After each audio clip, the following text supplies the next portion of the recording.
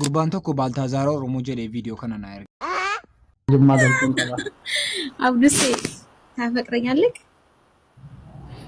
Abdusee gaaffii si gaafatu deebisiif ka'atis akka baadiyyaan ta'e ሲጃለዳዲ ፊስ ወድሻለሁ ማለትና አፈቅርሻለሁ ማለት ይለያል።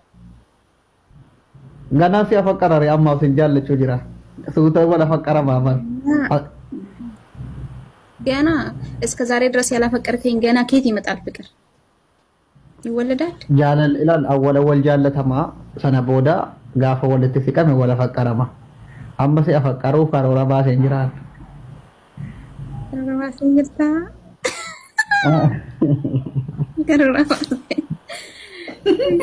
ወዲዬን ጎልፊቴጋ እንደስ ጀደነት ፈካል ደርግቴ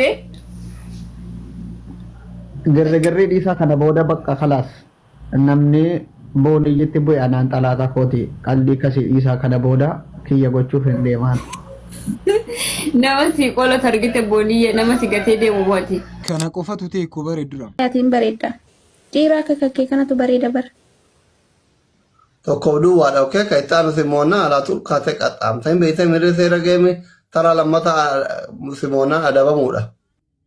maaltu namni namoosisu hin jiru bannaan takka wandi meem sheer godhme wandi sheer naa godha jedhii kaamaa hin qabdu firoottan laa kunoo mucaa tokko himadhee jira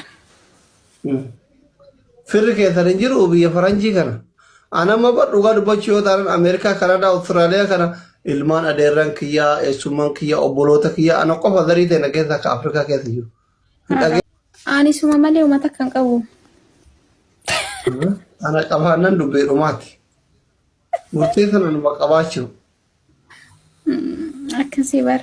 Booniyye atamma eenyuun aarsuudha. Muhammad Bayaan yoo ta'e fuudhee jira. Atamma akkasitti eenyuun aarsuudha. Akka yeroo Habashaa faana hojjedhu beektaa iddoo hedduun deemira Ameerikaas Oromoo bira Adamaallee deemee hin beeku garuu eenyummaa koo hin jaaladha. Eenyummaa kee kan jaalatu faayidaaf miti. Wallaahi eenyummaa kee kan jaallattu faayidaadhaaf miti.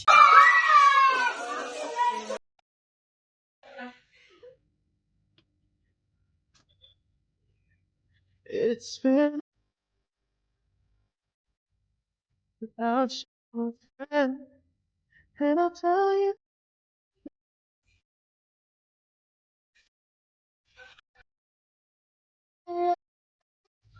From where we began, oh, I'll tell you.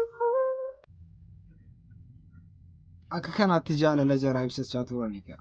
Nama akka kanaatti wal jaallataa ture akkamitti wal ajjeesuu danda'u jennee amanna. Dhugaa Rabbii kan amanuun nutti ulfaata. Jaalala akkasii keessa maaltu gale jennee kan of gaafataa jiru nuyyaan. Yeroo akkasitti waan jaara dabarsan laallu wal ajjeesan gaaffii guddaadha kun.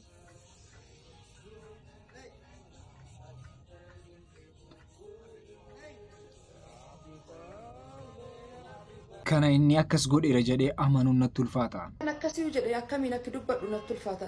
Ilmi namaa waan akkasii tolchu sammuu hin qabaa wanni jedhu qohoo na shakkisiisa. Amma gara walii jabaachuu keessa darbe. Mucaan kun maal haasa'uudhaa jettee akkas cinqamaa jirti. Keessoo siidhaa wanti haasa'uu barbaaddi garuu akka haasofneef wanti ati sii qaba. Maal haasa'uu barbaaddi? Qul huwallahu ahad. Allahu samad. لم يلد ولم يولد ولم يكن له كفوا أحد صدق الله العظيم تو على المجرمين تو على المنافقين تو على الكفارين لعنة الله عليكم أشهد أن لا إله إلا الله وأشهد أن محمدا عبده ورسوله أشهد الله نمنا كسي مسلمة بكامبو مسلمني أمانتينا ما هين كبجة قرآن كيستيس أمانتينا ما كبجة جديجر ضرورة ما كأمانتينا كسيتي سبسكرايب إد أفولو أجتني لايك إد أجتني جرّا كسكور أجتان أوفي جدا سوراك أوفي مولسين هوجي كان أرجوجت أكستي مو قرآن من عربا كيستيسي من عربا كيستيسي أكستي قرآن أكستي شنتي كيستيسي لا لا كجول كيني كوفا جول كيني فيديو شنا فوتو كاميرا ونازوري ما دوغارا بيكوفا جولي كينيا كوفا لالا اي سمام دمزي ቆይማ ተጠርታ ነው ትመጣለች እኮ ስትመጣ ንገሪያት ፊቷ አይታይ ምንም አመጡ ወንደን እንቀበል ምን አባታችሁ ነው የሚያመጡት እነዚህ ገርታ ወይ ሁለቴ ነገር ሲሲን ቢልኩ ሳራ አትጎዱ ከስትጎርሽት ይንገሪ ካሜራ ካሜራናነስ ለግን ባሬን ጉርተ መለስ አርጊው ካሜራችን አነስ ቢጆን ነታሳፍርተኒ አላም በኦፊስ ለኮሽን ከዶ ሳሪ ያከጎቱ ካሜራ ሲገረገሽሽ ሎኬሽን ይኬ ባለስ ፉልከ ተይታ አቱሬ ሁልኬ ሙላቻ ጅራ ከከ ሙልሲ ያዳ አልባት ጆለ ማመድ ማለማ ቆት ስማር ሶዳቱ ጆለ ማመድ ያደጋ አልባት ባይ ወዱም ላይ ማልበ ጎሳን ወዳስተዋቱ ሁልኬ ሙልሲ ነው ፖለቲኮ ሲፍሸጋ ሁልከ ሙልሲ ሳራ ቪዲዮ ጊዜ አከነ ወልቀብዱ ካሜራ እንቲኒ አቺ ገለበጣቲ ካሜራ ቪዲዮ ኦጋ በንቴጆች ወዳ ከገረኪ ሁልከ ትንገለበጣ ምንሽ አትወስወድ ufajoollee keenyaa meemeelala akka kanaatti biyya arabaa keessa ta'ani tokko biyya arabaa keessa jiru inni lamaffaan kan jarra akkas godhaa jiran amantii addunyaarraa amantii guddaadha kan jedhamu inni sadaffaan akkas godhanii kaanii immoo booddee ummanni islaamaa akkas nama godha jedhanii kan haasaanu jara akkasii fuula kee dhokfattee dhiistee mul'achuun kee hin oolu qanii tokko ifa ba'uun kee hin oolu waan kana hojjette guutuu isaa hin argatu. Isin amma ijoolleen Awurooppaa jirtan kun isin kabalaa kana hundaaf nu saaxilaa jiru. Nullee waggaa 9 waggaa 10 keessatti waggaa 5 umrii nurraa fixaa jiru isin. Kabiyyaallee nama baasee jiru. Maali jedhu rakkoo kan hunda keessa gubattanii baatanii gizee adii achi baatan jechuudha. Akka nama takka rakkoon argini shaanxaa xixiqqoo fannifattanii surree gurguddaa nama shangalchu godhattanii raapparii ajaa'ibaa kana taatanii asfaaltii gubbaa yaatanii aayifoon suura jechuudha. Nu miskiinni kaayoo irraa adda baane kun biyyaa baa kaasee keessatti jedhamu. Isin amma kan rakkoo qabu. Yoo namni rakkoo keessa dhaabatee wanti kun sirrii miti jedhu ijoollee nama duuchifta. Anamu ijoolleen Jarmanii kun jiru guutuun isaan arrabsaa oole dhugaa argaa oole hin argaa. Isinii galee miti.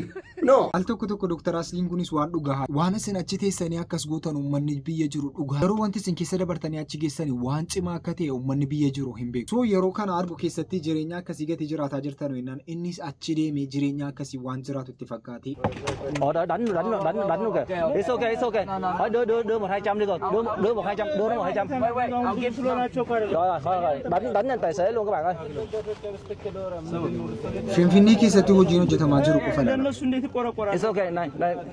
Đưa họ cho makiinaa dhaabanii makiinaa sana keessaa nama buusanii It's okay. akka jarri itti zarafaa jiru. Oh my god. Okay, just go. Go. Akka jarri itti rukutaa jiran immoo agartanii. Chốt cửa. Oh, đánh anh luôn rồi. Đồ. Wow. Oh, quá đẹp. Đó, nguyên đám này nè. Oh my god, I'm so sorry. Oh man, vừa mới đánh anh tài xế. Booddee gisee deemee poolisiin immoo ijoollee akkasii rukutee mana hidhaa galchu immoo mootummaan akkas nu godhe jedhanii iyya kurree kan buusan jira akkas. Laalaa akka haala mootummaan itti rakkataa. Seexanni Addis Ababaa sagateedha goboos. Sagatee saddibbin jedhe. Barakaan kennu birrii namaati. Kiisii namaa keessaa godhee fixa. Innaatiin Addis Ababaa seexan. Seexanni inni kiflaa garee araadaadha. Birrii baay'ee fillaa gotiin qabu fookasiinsaa birrii irratti miti. Birriin tokko araadaadha inni kiflaa garii. Addis Ababaa seexan kin innaatiin inna. Cabi iddoo jirtutti cabisi haa cabsuuti. Kiisii namaa barakaa dhoowwite barakaa dhabete. Innaatiin iyyiitii barahaatti gali barahaatti si haa galchu waaqni. Midra badaatti galate. Akka kiisii keenya midra badaa gooti midra badaa ta'eeti. Taanku. Mimii isin akka jaarsaaf jaartiitti waa baaruu dhiisa. Toora miidiyaa kana irratti waan baay'ee kan keessa keetu jira. Wanti sun maa inni kan jedhu mimii mucaa afaanuma sirraa dhageenya. ለፉን እርቃናችንን እናውልቀው ልብሳችንን ካወለቁ በኋላ ሰልፍ ሲያዙ እኔ አጋጣሚ ከአምስተኛ አካባቢ ላይ ነበርኩኝ። ግንኙነት ከተደረገ በኋላ እንዲህ ሲጨቀጭቁ ራሱ በፌሮ ሲወጉ አላስታውስም። ደንዝዟል ሰውነት። ምን ያህል ሰው እንደተደረገ አላውቅም። በስድስተኛ ቀን ስነቃ እንደ ማበላ ነው የሚፈሰው። እሷ ደግሞ አንድ አካል ስለጎደላት ምንድን አማራጭ የለበስኩትን ልብስ አውልቄ ለእሷ ነገሮቿን አስሬ ነው ቅፋ እየጎተትኩ ጀመር የጀመርኩ። እንዳላዝላት አልችላትም። ከዛ አብረን ነው እኮ የምንሄደው አንቺን እኮ ትችሻለሽ ስትለኝ እንዲሁ ነው ሁለት አካለ ስንኩል ማን ይቀበለናል አልኳት። ምክንያቱም ማንም ቢሆን እንደዚህ ደም እየፈሰሰ እንደዚህ ምድሩ ሁሉ ጨልሞብኝ ነገ ወዲያ የተሻለ ህይወት አገኛለሁ ብዬ ነገ ወዲያ ጥሩ ቦታ ደርሳለሁ ብዬ አሰብኩት ይስለኝ በቃ መጨረሻው እንደዚህ ሲያመር እንደዚህ ሲሆን በጣም ከፋኝ። በቃ ለሁሉም ማለት ነገ ወዲያ ስደት ነው የምሆነው። ምንድነው ማድረግስ የምችለው? በምን አይነት መልኩ ነው ህይወቴንስ መጠገን የምችለው? አይዞሽ የምለኝስ ማንኛው ሰው ነው? በቃ እንደው እንደዚህ መጨረሻ ላይ ምንድነው ጎዳና ተዳዳሪ የሆንኩት? ጎዳና ነው ወርቄ በቃ እኔ እንጃ።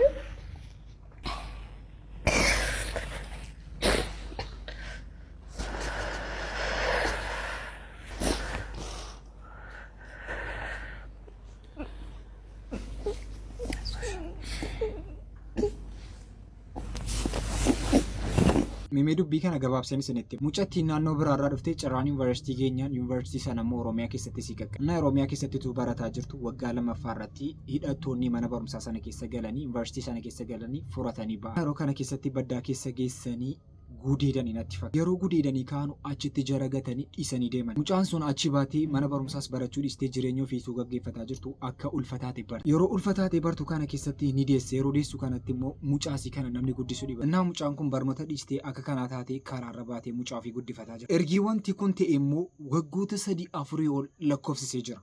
Wanti kun dhugaadhas soobas kan jedhaa jiru. Ajandaa OAN amma habashoonni maqaa mucayyoo tanaatiin oofaa jirtu sun diraamaa Oromoo maqaa balleessuuf dalagame fakkaata. Waa lama sadiifin diraamaa fakkaata isiniin jedhe. Tokkoffaa warri EBS warri viidiyoo san dalage haqanii jiran. Viidiyicha amma YouTube isaanii irratti ni argitu, YouTubeota biraa irratti ni argita. Lammaffaa ijoolleen butamte sun yuunivarsiitii irraa waggoota 5 dura butaman. Har'a deebisanii viidiyoo san mucayyoonuu eega qabamtee gadhiifamtee waggoota hedduu lakkoofsiifteerti. Akka haarawaatti viidiyoo san dalaganii ajandaa ummataa kennuun diraamaa maqaa Oromoo balleessuuf dalagame fakkaata. As biratti qabadha. Haasaa mucayyoo keessatti namni qalbiidhaan dhageeffattee jiraatte soba hedduu baasuu dandeettaa jechuudha. Waan dhugaan fakkaanne, waan waliin fakkaanne, waan hedduu waan mucayyoon dubbatteetu achi keessara. Dubbii kana yoo xiinxallitee ija qalbiitiin laalte jibbaa Oromoodhaaf qaban maqaa Oromoo balleessuuf jecha abbaan fedhee raawwatamu gochi sun Oromiyaa keessatti ta'e ijoolleen sun Oromiyaa keessatti butamtee Oromiyaa keessatti ukkaanfamte akka dhageettanitti illee yoo ta'e. Kanaaf wanti sun maal fakkaata? Diraamaa maqaa Oromoo balleessuuf dalagame habashoonni miidiyaa ofii qabanitti fayyadamanii EBS jechuun miidiyaa habashaati maqaa Oromoo ittiin balleessuuf jecha ajandaa itti yaadamee dalagame natti fakkaata akka kiyyatti. Irra deebi'aa laalaa warri dhageeffatan viidiyoo san gochichi gocha nama jibbisa. Propaganda akkamillee yoo ta'e sabni Oromoo saba Amaararraayyuu kan jara uummata jaraa caalu irra caalaasaa uummata Oromiyaa keessatti argama. Akka inni hammatee akka ilma ofiitti wajjin jiraatu kun dhugaa uummanni haarinuu beeku. Qananiin akkaataa isinitti duute nama Andu'aalamitti dhiyaaturraa dhagahamee jira. Akkamitti duute? እንግዲህ የተለየ ነገር አይደለም። የልብስ ማጥቢያ በረኪና ነው ላርጎ የሚባል ጮብላ ላርጎ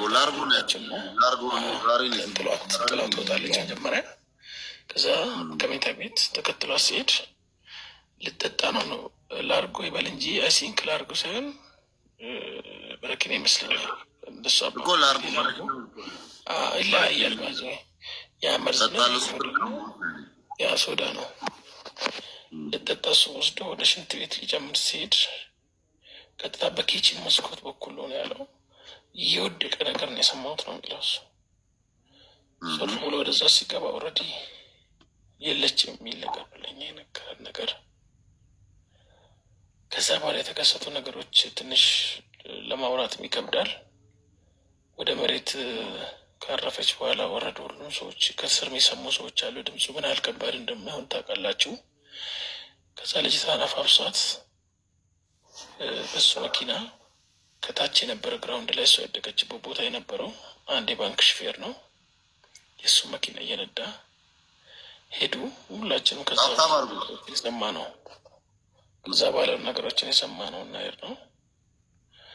ከዛ ሹፌሩ አደረሳቸው። ኦልሬዲ ከአምስተኛ ላይ አይደለም ከደረጃ ላይ ሲወርቁ የሆነ ነገር እንኳን ቢነካው ምን እንደሚሆን ማሰብ አቅተንም ያው ሹፌሩ አደረሳቸው። መኪናውንም እሱ ካዝና ከፋች ነኝ ብሎ እዛው ነው ተለሄደው። እሱንም ፖሊስ ይዞት ሄደ። ከዛ በኋላ ነው ሁላችንም የደረስነው። ሌሎች ሰዎች የመጡት። በጣም የሚያሳዝነኝ ነገር ከዚህ ፊት አሁን ያወራኋቸው ነገሮች ሳይሆን ከዛ በኋላ ያሉ ነገሮች ናቸው የሚያሳዝኑ። ፊቷን አይተናል፣ እንትኗን አይተናል፣ እንደዚህ ነው እንደዛ ነው ብሎ ህሊና የሌለው ልጅ አለኝ እኮ እኔ። ከከናቴ namni አንዱ ዓለምት ዲያቱ ሃሳ ጀንዌ ሳሳም ባየቱ ጅረካ ሀመሞቱማን ወንተ ከነ ቁልቁሌሴ መታፊ ፈገልጩቲ ዋደኑ ሃሳሙን ዲሱ ሰሉ ደግሪያቸው እንኩ ደግሪያቸው ድንቁርናዬን መልሱልኝ። አስተማረም ብላችሁ ቅጥረኛ ካረጋችሁኝ በኋላ ዘመድና ብር ከጠየቃችሁ ደግሪያቸውን ወሰዱና ያን ሰርቶ የመኖር ጉጉቴን መልሱልኝ። ቁጥር ከዘመድና ከብር ባሻገር ሲሆን ሰጡኛላችሁ። መማር ድህነት እንደሆነ አሁን ገብቶኝ የቅጥር መስፈርቱ ብርና ዘመድ ከሆነ ደግሪ ምን ይሰራል? ሰሉ ደግሪያቸው